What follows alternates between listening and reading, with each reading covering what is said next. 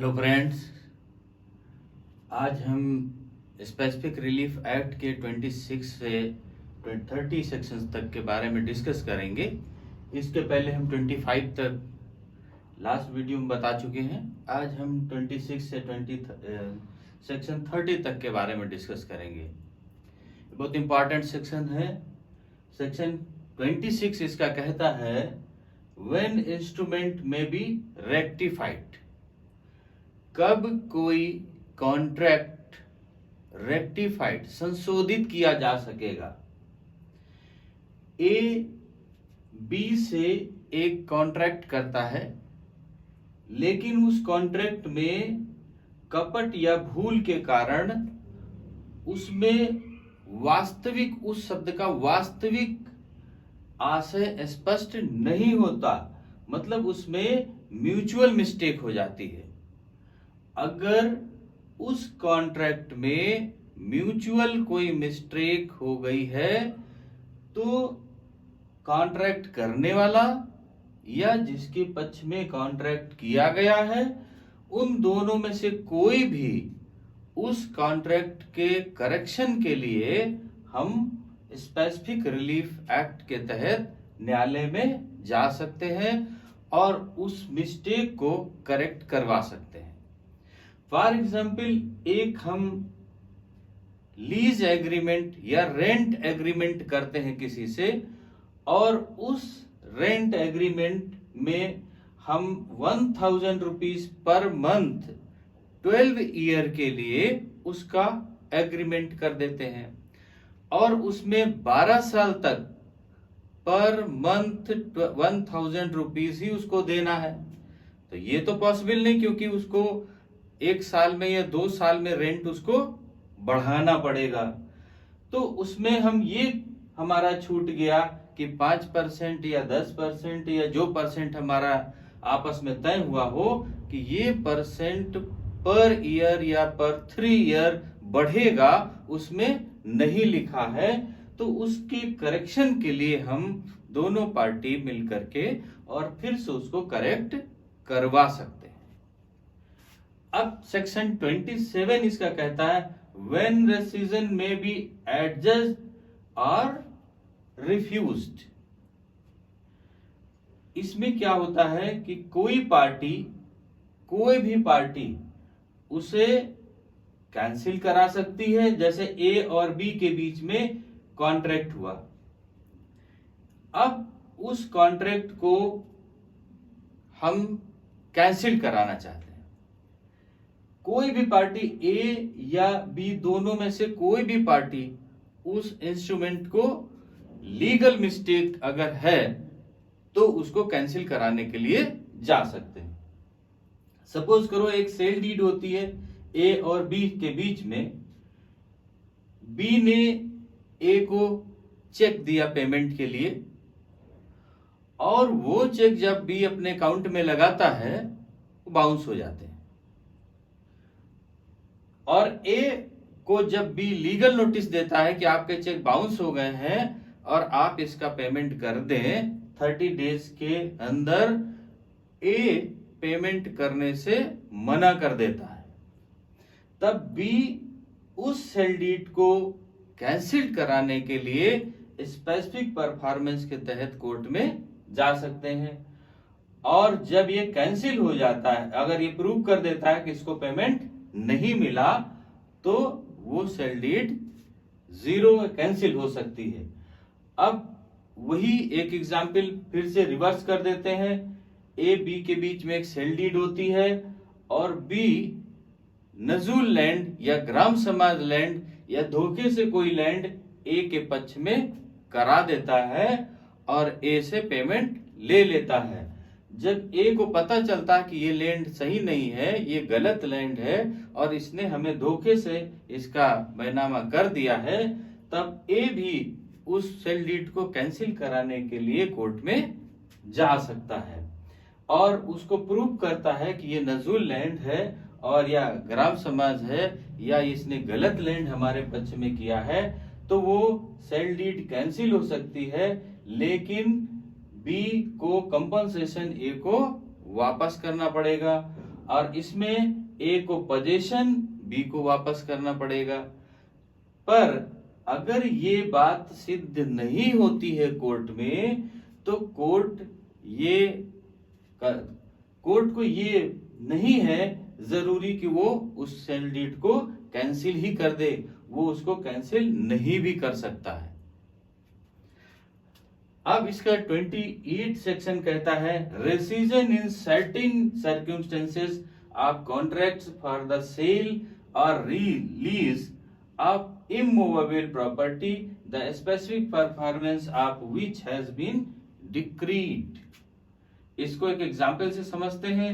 ए और बी के बीच में सेल डीड होता है, जैसे भी 27 में हुआ था, सेल डीड होता है और सेल डीड के लिए हम उसको परफॉर्मेंस के लिए कोर्ट में जाते हैं जीरो कराने के लिए कि सेल डीड जीरो करा दे। अब जब सेल डीड जीरो हो जाती है, बी को कोर्ट निर्देश देता है कि ए का जितना पैसा है वो उसको रिफंड कर दे, ये इसकी डिक्री हो जाती। उसके बाद एक स्पेशल, एक अलग से प्रेयर है कि जिसमें इसने इसको पैसा तो वापस कर दिया, लेकिन जब सेल डीड किया था तो इसके पास में पोजीशन था।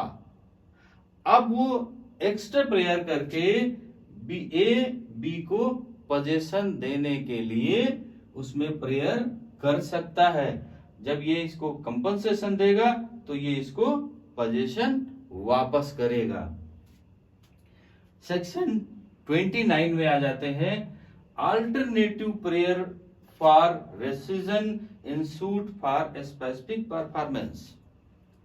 29 इसका क्या कहता है कि ए और बी के बीच में सेल डीड होती है और स्पेसिफिक परफॉर्मेंस के लिए ये कोर्ट में जाते हैं। ए और बी के बीच में एक सेल डीड होती है और इस सेल डीड को कैंसिल कराने के लिए कोर्ट में जाते हैं। अगर इसमें कोई इसमें कोई भी ऐसी चीज नहीं है इलीगल, तो जरूरी नहीं है पहले इसको कैंसिल करे। अगर इसमें कोई लीगलिटी मिस्टेक है तो कोर्ट इसको कैंसिल कर सकती है, स्पेसिफिक परफॉर्मेंस के तहत इसको कैंसिल कर सकती है। और कैंसिल करने के बाद उसमें कोई अल्टरनेटिव प्रेयर भी हम कर सकते हैं, ये सेक्शन 29 कहता है। अगर उसमें ये बात फिर से एक बार समझ ले कि अगर कोई हम कैंसिल कराने के लिए गए हैं और कोर्ट उसको कहता है कि इसको हम कैंसिल नहीं करेंगे, कोर्ट उसको कहता है कैंसिल नहीं करेंगे, या रिलीफ के लिए जाते हैं, कोर्ट कहता है इसमें आपको रिलीफ नहीं मिलेगा, तो हम उसमें एक्स्ट्रा प्रेयर कर सकते हैं कि अगर रिलीफ नहीं मिलेगा तो इस सेल डीड को कैंसिल कर दिया जाए। ये हम उसकी अल्टरनेटिव प्रेयर कर सकते हैं। सेक्शन 30 में क्या कहता है, the court may require parties rescinding to the equity. A और बी के बीच में कॉन्ट्रैक्ट होता है और ये कॉन्ट्रैक्ट कैंसिल करने के लिए हम कोर्ट में जाते हैं। तो इक्विटी का मतलब होता है कि ए या बी जिसमें से जिस पार्टी को उस एग्रीमेंट के तहत लाभ हुआ हो वो पार्टी दूसरे को कंपनसेशन दे। एक फैक्ट्री में वर्क के लिए हम लोग एग्रीमेंट करते हैं और ए और बी के बीच में एग्रीमेंट होता है, कॉन्ट्रैक्ट होता है और उस पार्टी में बहुत बड़ा लाभ होता है, लेकिन ए और बी के बीच में 5% का शेयर डिवाइड है कि बी ए को 5% देगा और बड़ा लाभ होता है। तब हम अगर इस कॉन्ट्रैक्ट को स्पेसिफिक परफॉर्मेंस के तहत कोर्ट में जाते हैं तो जो बी को बहुत ज्यादा लाभ हुआ है उस लाभ के लिए कोर्ट ए के लिए निर्देश दे सकती है कि उस लाभ का कंपनसेशन ए को दे, या ए को बहुत बड़ा लाभ होता है तो कोर्ट ये आदेश दे सकती है कि उस बड़े लाभ में से कंपनसेशन ए बी को दे। मतलब जिस पार्टी को बड़ा लाभ हुआ है वो उसको अपने कंपनसेशन के तहत दूसरे पार्टी को लाभ दे। ये इसका सेक्शन 30 कहता है। फ्रेंड्स एक बार रिवाइज कर लेते हैं। सेक्शन 26 क्या कहता है कि व्हेन इंस्ट्रूमेंट में बी रेक्टिफाइड, कोई कपट या भूल के कारण उस इंस्ट्रूमेंट में कोई शब्द छूट गया जिससे उसका अर्थ समझ में नहीं आ रहा, तो उसको करेक्ट कराने के लिए हम कोर्ट में जा सकते हैं। सेक्शन 27 कहता है व्हेन रेसिजन में बी एडजस्ट और रिफ्यूज्ड, कब उसको कैंसिल किया जाएगा और कब उसको नहीं किया जाएगा। ए और बी के बीच में एक सेल डीड होती है, बी का चेक बाउंस हो जाते हैं तो बी कैंसिल कराने के लिए जा सकता है नोटिस देने के बाद में। ए बी के बीच में अगर बी नजूल लैंड या राम समाज की या कोई गलत लैंड ए को सेल कर देता है तो ए उसको कैंसिल कराने के लिए जा सकते हैं और बी को उसका कंपनसेशन जो भी पैसा दिया वापस करना पड़ेगा। लेकिन कोर्ट ये जरूरी नहीं है कि वो उस सेल डीड को कैंसिल ही कर दे। सेक्शन 28 इसका कहता है rescission in certain circumstances of contract for the sale और lease of immovable property the specific performance which has been decreed. इसमें कहा गया है कि कोई रजिस्ट्री है उसको जीरो करने के लिए हम गए स्पेसिफिक परफॉर्मेंस के तहत और वो जीरो हो जाती है, मनी उसकी वापस हो जाती है, उसमें एक्स्ट्रा पेयर कर सकते हैं हम कि मनी वापस होने के बाद में वो पहली पार्टी दूसरे पार्टी को उसका पोजीशन दे, एक्स्ट्रा पेयर उसमें आ सकती है, कर सकते हैं। सेक्शन 29 इसका कहता है alternative prayer for rescission in suit for specific performance. Specific performance के तहत हम ए और बी के बीच में एक सेल डीड होती है और उसको हम स्पेसिफिक परफॉर्मेंस के लिए कोर्ट में जाते हैं और कोर्ट अगर उसका रिलीफ नहीं देती है तो हम उसमें प्रेयर कर सकते हैं कि अगर हमें रिलीफ नहीं मिल सकती तो उस डॉक्यूमेंट को कैंसिल कर दिया जाए। सेक्शन 30 का कहता है the court may require parties sending to the equity. A और बी के बीच में एक कॉन्ट्रैक्ट होता है और एक व्यक्ति ज्यादा लाभ पा लेता है, तब हम स्पेसिफिक परफॉर्मेंस के लिए कोर्ट में जाते हैं तो कोर्ट ये आदेश कर सकता है कि जो पार्टी ज्यादा लाभ पाया है वो दूसरे पार्टी को कंपनसेशन दे। तो फ्रेंड्स सेक्शन 26 to 30 आपको ये बहुत इजी सेक्शन है, इंपॉर्टेंट भी है, समझ में आ गए होंगे। अब सेक्शन 31 से हम नेक्स्ट वीडियो मिलते हैं। ओके, थैंक यू, जय हिंद।